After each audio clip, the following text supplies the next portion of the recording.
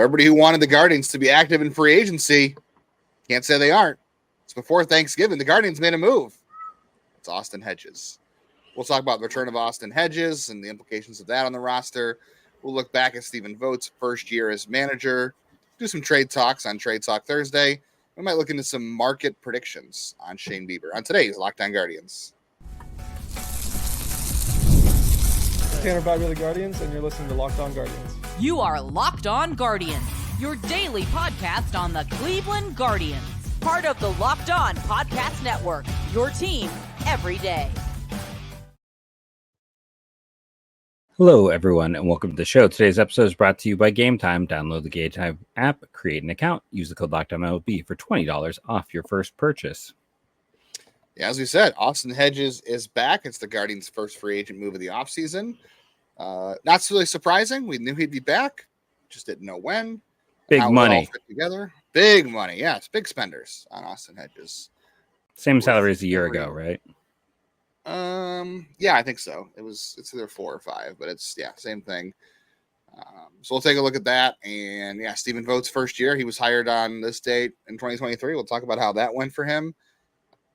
Jeff's got some trade ideas he's going to pitch to me that I haven't seen yet for Trade Talk Thursday. And then if time allows, we've seen some free agent contract predictions for Shane Bieber. We will maybe get into those and see what that means for the pitching market and if there's any shot he comes back to Cleveland. Yes, but first, I want to thank you all for joining us. I am Jeff Ellis, one of your two hosts here, one of the original hosts for this entire network when it comes to baseball. Before that, I was a nationally recognized prospect and draft writer at Scout and 24/7. Yes, I used to read Jeff at all those places, and we sort of overlapped at IBI for a time. I'm Justin Lannon. I was the editor-in-chief of Guardians Baseball Insider before it went down. It was a fun time. And currently at Next Year in Cleveland, my own Substack and Prospects Live in the Morning Journal and the News Herald. I'll have some stuff coming out over there in the coming days if you're interested in reading that. Some off-season stories over there. I don't know if one of those stories will be about Austin Hedges, but this episode sure will be. Okay, so you've got $4 million back to Austin Hedges. The 40-man spot takes up there, so they're up to 37. Or is that 37 on the 40 right now? Is that what I said? That'll be 39. They were at 38. That puts them at 39. Yeah, you're right. I'm sorry. It's 39. Where am I? So that leaves them one open spot. And as we talked about on one of the shows this week, I already lost my days this week. Rule 5 roster protection deadline is November 19th before Rule 5. So they've either got one spot to add or they've got some more to clear. And as Jeff pointed out, they love to make trades the day of. And we think there's at least 2 or 3 people they should protect. We'll see how that turns out. But I think my real thing about Austin Hedges, as we've been told, by Andre Knott, and I think we can clearly see this on the field or the vibes in the clubhouse. It's all about the vibes with Austin Hedges, right? We love the chugging the Red Bulls, the shotgunning the Red Bulls, the shirtless celebrations. I don't know if I love that as much, but the chugging the Red Bulls is that should be our image today. Today is the first time we can put someone shirtless on our image and not get in trouble. Yeah, that might not skew the algorithm in the way we were hoping it to, but we'll see. We really need to juice. I hear that's good. I hear that's good for the algorithm.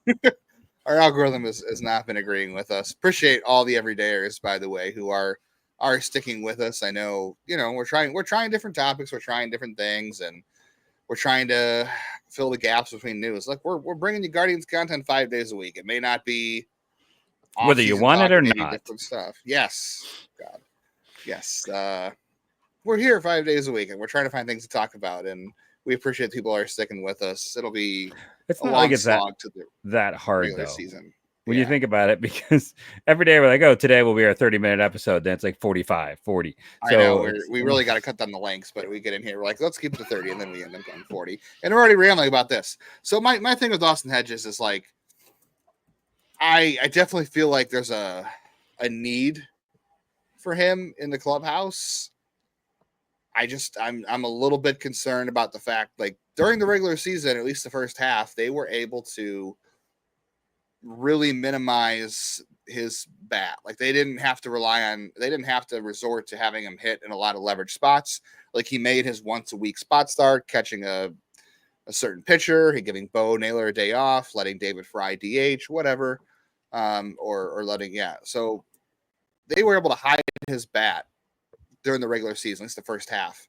The David Fry injury really resurfaced this issue where they can no longer take advantage of Austin Hedges' defense and leadership because they don't have that third catcher in David Fry where they can hide him when they need to, at least not for 2025. So, like, now you're going to the 20 again. Like I said, I think obviously we know there's a need for Hedges in the clubhouse and defense and leadership with the pitching staff, but it's going to be a lot harder to hide his bat this year without David Fry's presence. That was what made this team so much more effective in the first half, I think, before Fry's injury. So it's, and you're also using, $4 million again, like last year of limited salary that you payroll, and you're also using a 40-man spot here.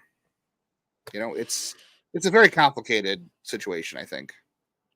I think, to say the least, it's extremely complicated. He is valuable, and his teammates say that all the time. Our connections to the team tell us about his value, and people are always like, well, just make him a coach. It's not the same when they're a coach. There's things that he can do on the field that he can't do when he is a coach. Being a coach on the field is advantageous, just in terms of you only get so many pitching visits, to the mound. Whereas with the pitch comm, he remember when he reprogrammed it to like make it, more entertaining. It's like he does things that are important. It's the things we can't see, the stuff that me as an analytical person is supposed to say, bah humbug to. But instead, I'm like, no, this stuff matters, and it clearly matters. And I'm not going to get, all uptight about Austin Hedges. He is what he is. He brings value to the club. This team wouldn't pay him $4 million if they didn't have to. If other teams weren't willing to step up, it's like they don't bid against themselves. Last year, $4 million is what the set cost was. And they're like, well, it was worth it. And if he got free, look, teams are still trying to see if Roberto Perez can catch. And that guy's body is made of tissue paper. He hasn't played, but every year he gets a new contract, gets a high, he had like a minor league invites. Yeah, but he gets minor league invites with a high base salary if he can make the squad. The problem is he just gets hurt, but he's still in demand. Those players are always in demand. Hedges is going to be in demand. I hate to everyone who's like, he's not good. It's like, no, he's still in demand. What he does and what he brings are traits that teams specifically look for in a backup catcher. Yeah, especially a team that is very normally reliant on starting pitching or pitching in general. This year it was more bullpen than starting pitching. And the pitchers do love him. They do trust him. You're right. There is a difference between being a coach and a player. Like, Stephen Vogt talked about it a lot this year. We're going to get into more about him in the second segment. But Stephen Vogt talked a lot about having a guy like Austin Hedges in the clubhouse to like he is the second manager. But if you've ever spent a minute, I know a lot of our listeners probably haven't because we've been lucky to have this access. I can tell you from talking to athletes, especially in baseball, it is a very different vibe when a message of a hard truth or whatever, if a team meeting, whatever, something needs to be said, it definitely has a different impact, or as the kids say, it hits different, right? It hits different coming from a player, especially one respected like Austin Hedges, than it does the manager. That doesn't mean they don't respect the manager, or they don't listen to him. But when it's a player, you've got 26 guys in that roster at any given time who are all pulling in the same direction. And when you get someone like Austin Hedges, it has a different impact. His words have a different impact than when he would be in the coach's office. So that's the biggest difference here. But I mean, it's also fair to criticize and say, like, if you're going to have limited payroll and limited roster flexibility and a lineup that needs a lot of help, you're spending those resources on a guy who is not going to help you offensively. And run prevention is a way you can go, right? Like, run prevention is generally cheaper than offense. If your strategy to win is more about run prevention, then Austin Hedges makes sense. But there's still room to criticize and say you can't let this hamper you from improving offensively or other parts of the roster. You can't say, well, we allocated this roster spot and this money to Austin Hedges, so we can't sign Michael Lorenzen or this pitcher, or we can't add salary from this hitter from a trade and this roster spot. Like you can do that, but this can't be something where it hinders them from other moves. This has to be like a plan all on its own. You know what I mean? Like, because they've got other things they need to do. And while it makes sense for the team to have him here, they have to continue to have room open for other things without this, I think. Yeah. No, like I said, it's hard for me to get too upset or, anything other than. Yeah, I'm not upset. I know. I'm just saying, like, I think a lot of people get mad about this. That's what we always see. There's always like 4 people per week in the comments, but it's like, that's fine. This is what I'm going to say. It's a good sign. End of story. Like, they need him. They need that depth. They don't have a lot of great depth in the systems. Stay tuned to segment 3 where I'll make some cases for maybe how to add some depth. But it was needed. It's done. I'm curious to see where things go from here, though. It is, especially with the 40-man spots and all that. All right. Speaking of Stephen Vogt and coaches, it's been 1 year since the Guardians hired Stephen Vogt. We're going to look back at that, kind of look where we feel about things a year later and the grade on the front office for that hire. As Jeff said in segment 3, we'll do some trade talk and we'll look at some market predictions on the Shane Bieber contract, all still to come.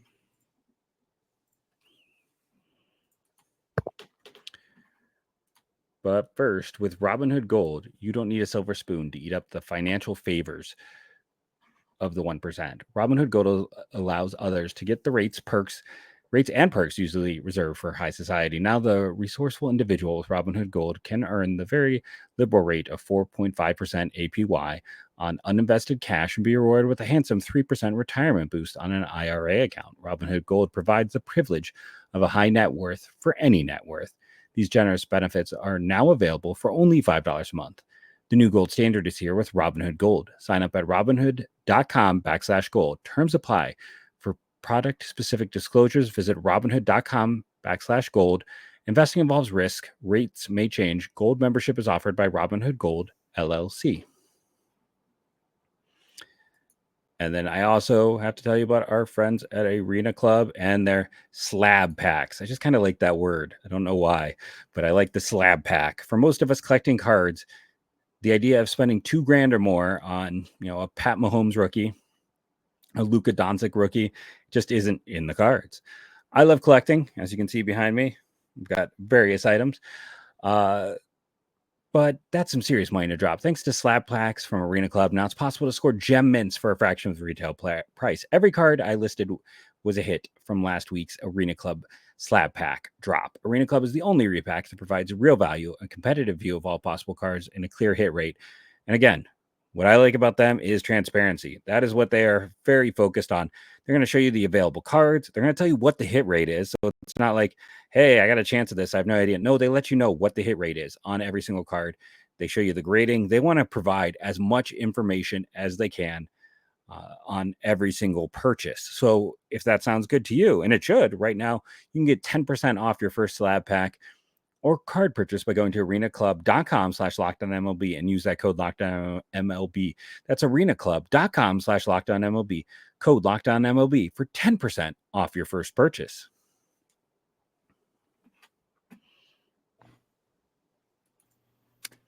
All right, Jeff. Stephen Vogt was hired 1 year ago on Wednesday.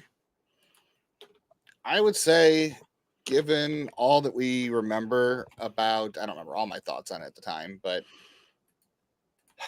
I got one. What's your memory?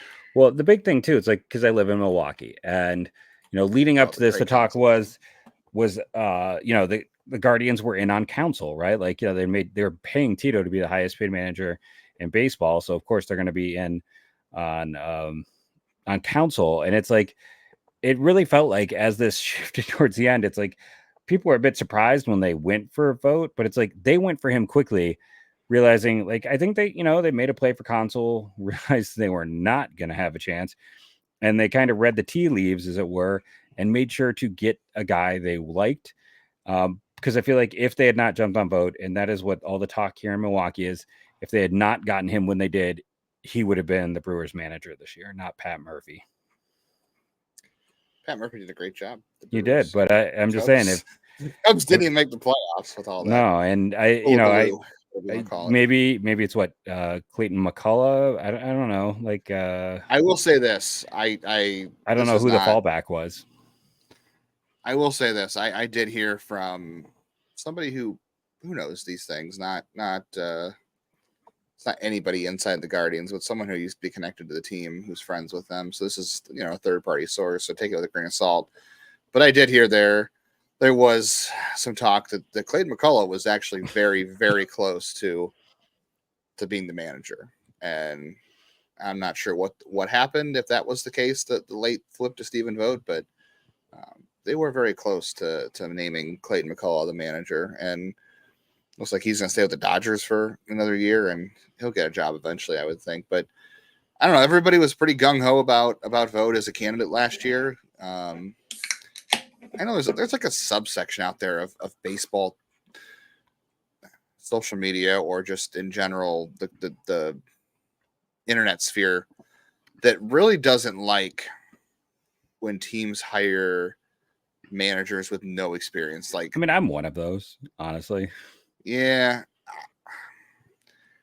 I'm on both sides of the fence on that one. Like, More on one hand, not, I do think it doesn't work out. It's worked out here, but you can see a lot of those cases where it has not worked out at all. Yeah, it does take someone very special to make that happen. And so far, it looks like they definitely found the right chemistry with Stephen Vogt.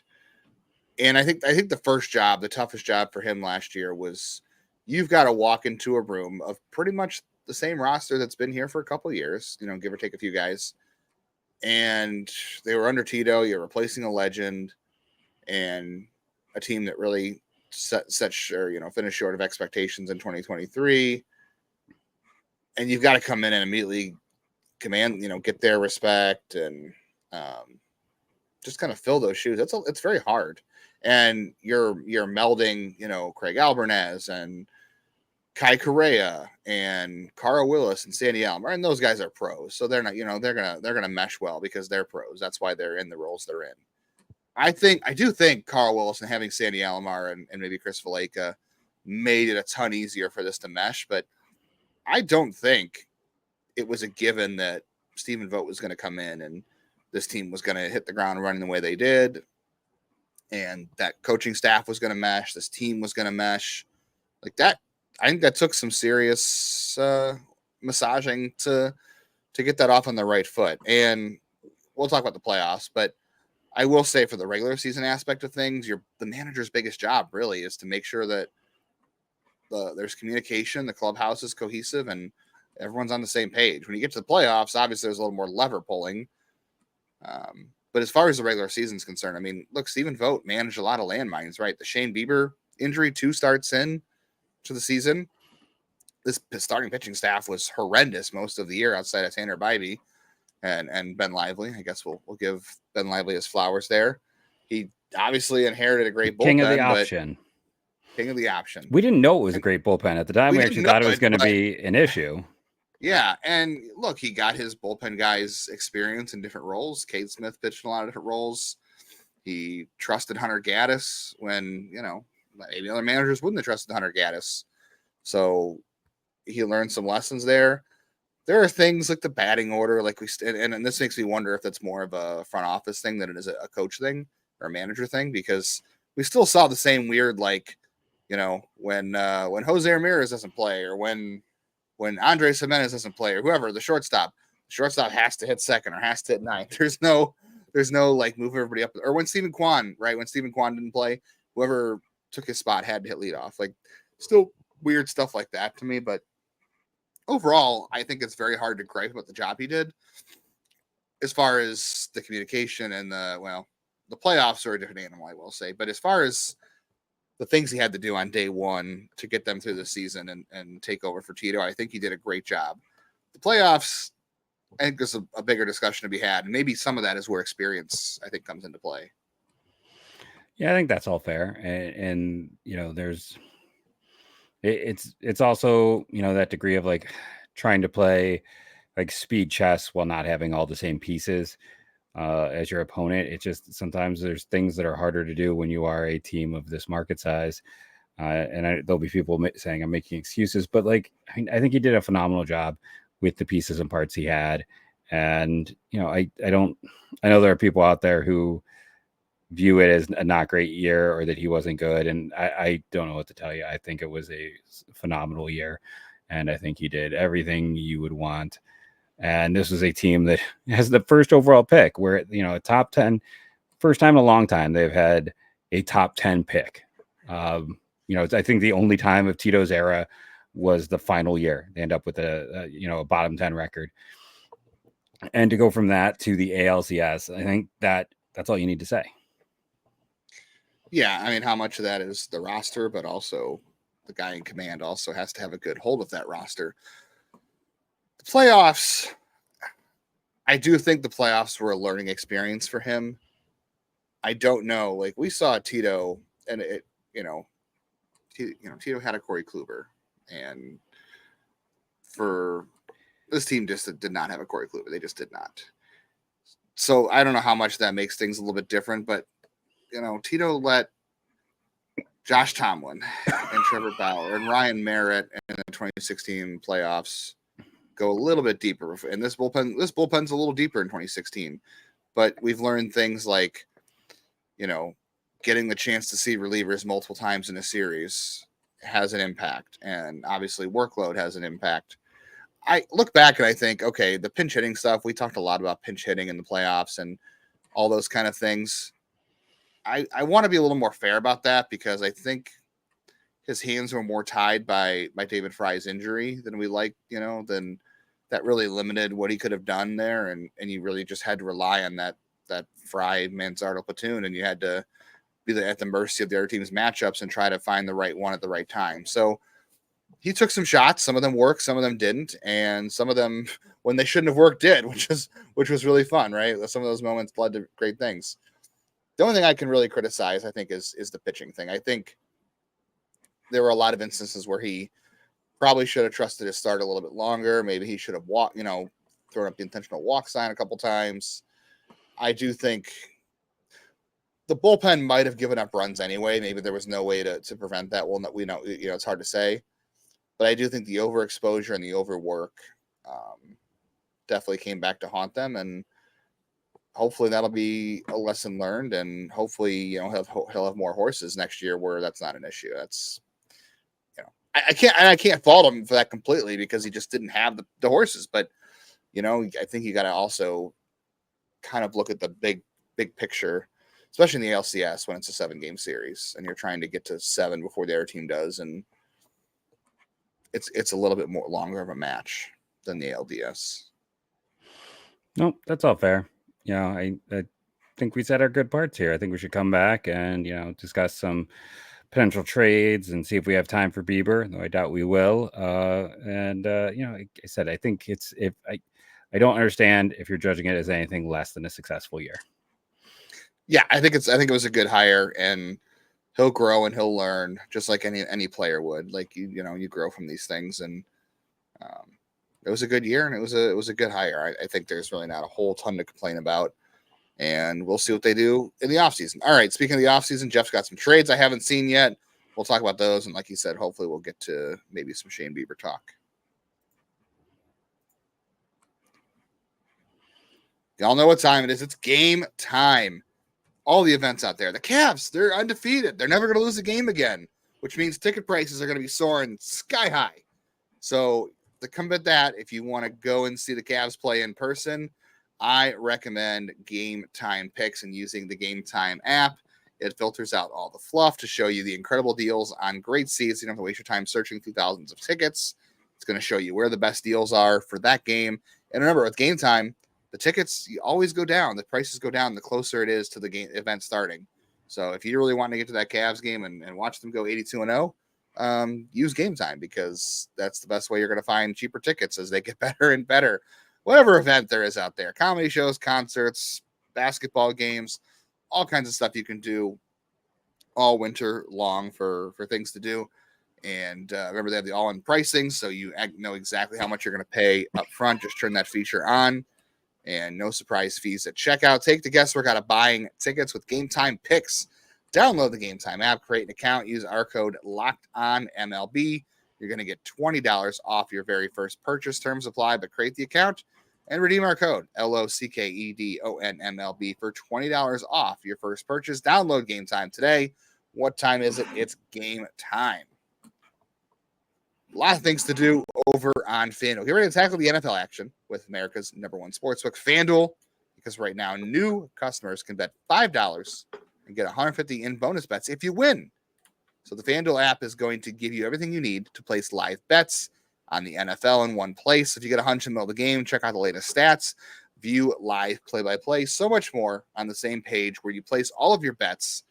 I don't know. I'm thinking about taking some action on the Cavs. Like I said, they're never going to lose again. So there's your $5 bet. Bet the Cavs to win.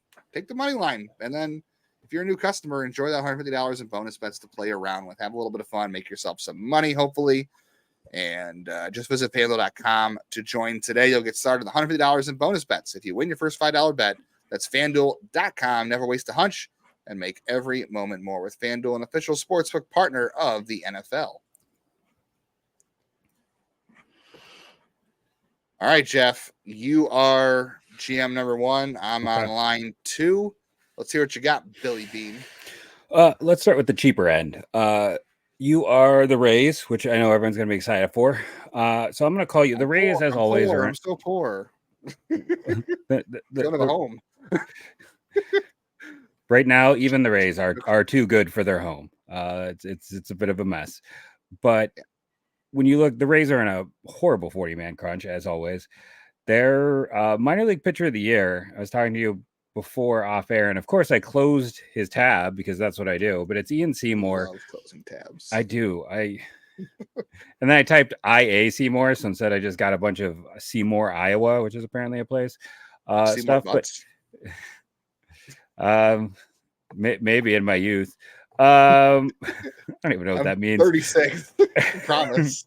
But so Ian Seymour this past year across double and AAA, 2.35 ERA, 6.0 hit per 9, 0.7 home run per 9, 2.5 walk per 9, 10 strikeouts per 9. He's had some arm problems. He performed well in the Cape. We know they like guys who perform well in the Cape, but he's always missed bats. Small lefty. The Rays have a lot of pitching. He is not necessarily a guy that they didn't add him a year ago, and he had good numbers in a limited sample, but health has been an issue. It's like he's the type of guy they might look to move. Like if they feel like we have a decent amount of pitching depth. So, and then the other guy, David Fry, we don't know how long he's going to be out, and this doesn't necessarily fix Fry because, he's Fry's a right-handed bat and this is a left-handed bat. But the other guy I'm going to call about is Austin Shenton, who has not gotten opportunities so far. He was actually drafted by Cleveland out of high school. He is, if you go and you look at his Savant page, it's limited at bats, but launch angle, sweet spot, chase and walk. We need someone who doesn't chase. Now he is prone to Ks, so he's passive, but there is some power in that profile for Shenton. He is a DH all the way. And if you look at his minor league numbers, you never see this. He has his worst year in the minors across any level. It doesn't matter how many at bats, is a 100 weighted runs created plus. This is when we talk about guys hit everywhere. Like typically there's some point where maybe they were there for a bit, and this guy has performed even in small sample sizes at every single level. He's got like probably close to like 50 power, but he walks. He is going to K a lot. It's kind of a 3 outcomes, but there's enough power. And he's got no spot. So who am I trading to them? First guy is Gabby Arias. And then this is where you're probably better than me. And then a flyer. Like the Rays love to take a flyer. You can give me a flyer as the Anybody GM of the Rays. Luis Morejo. Yeah, that's what I was thinking. I'm like, not Morejo. Luis Morejo, hang up the phone. But I'm like, no. But like, no Morejo. No, obviously no Arias. No Welbin. None of those guys. But kind of the typical, so it's a 2 for 2. They can clear 2 spots, which could help them. Now, Cleveland would have to, we assume like Strzelecki's gone. Yeah, you have to roster both guys. So then Strzelecki's gone. You still got Gillespie you could get rid of. Well, I guess because you're bringing in 2, dropping 1, that would technically put you at 40. You got Strzelecki and Cole. You can bring over Webb and Alaman and maybe run the gamble with Ninkasi. Or maybe you do another minor deal to clear a spot for Ninkasi. But, I think Seymour would be able to get a shot to compete in the rotation, and Shetton could get a chance to be your DH, especially if you do then, flip Naylor for more pitching, and you got Manzardo there. I said former draft, and he also was excellent in the Cape. So it's 2 Cape performers. Your thoughts? Adding 2 guys to the 40-1 trade, I think I'd be okay if they just flipped Arias for like Seymour for depth. But I guess you're not clearing a roster spot that way, so I guess it doesn't really make a difference. I don't know. Would you include like I don't know, Jonathan Rodriguez seems like their type, but then I'd be afraid, they go Yandy Diaz with him and teach him how to hit fly balls the way he does. Yeah, fly balls I think they would. I don't think they would want him. I think they want that flyer. Like I think that for them, it clears 1 roster spot. Like Rodriguez hits the ball hard though. They love guys hit the ball hard. I know, but I think they can teach launch angle. They could, and Shetton has great launch angle, but Jose Devers seems like a guy they would like. But again, I think you're having to give him like a 19, 20-year-old kid, like that type of flyer to just complete the deal. Because for them, it's like, okay, they clear 1 roster spot and then they get a flyer. And because like I said, I mean, Seymour, maybe I'm undervaluing him, but he's had some fantastic numbers. I might be not giving him enough value. Maybe Jose Perella. I don't know. Yeah. Yeah. I mean, Seymour would be interesting depth. I would definitely not be opposed to that. Shetton, yeah, why not? I mean, see what happens. I would do it, sure. Always worry about trading with the Rays, but sure. And then let's go to another favorite trade partner. So I got one for you here. So San Diego is going to be active in free agency. Cleveland loves to trade with San Diego. San Diego's got some roster boo-boos, some issues right now. Like they need a shortstop, they need a DH, they need an outfielder. So here's my trade to them. This is going to be one. I think, I don't know. We'll see what people think. I'm gonna flip him Rocchio. Because he's a defensive specialist and they're losing a great defender there. And my ass back is Matt Waldron and Tyson Neighbors. You're gonna get Matt Waldron back? I'm looking for pitching depth. And then Tyson Neighbors is an interesting, next could be in a, you and I both Walters. Yeah. So you get it, especially then if you end up at some point, we'll have to talk about the bullpen. This bullpen is really packed. Like they're in a situation where you could trade a reliever. The Padres bullpen is actually pretty decent as well. But then and then you could always go look at this as maybe you go sign Kim and he comes in and plays halfway through the year for you. And you give Gabby, like if you flip Rocchio, then you give Gabby half a year to see what he can do. And if it's, poop on a cracker, then you just release him and move on. And like I said, especially like MLB trade rumors had Ha-Seong Kim getting 1 year, $12 million. If that dude was healthy, he'd be a top 10 free agent. So like, if that's the case, like I'm willing to pivot to that, or, and if I make this deal, if I don't have a deal like that signed up, I know they don't seem to be up for it, but I would be like, okay, Andres, go play shortstop in winter ball.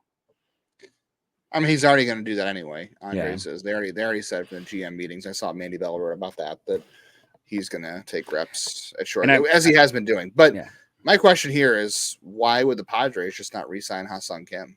If he's going to have that low of a market, why trade your depth and not just re-sign him?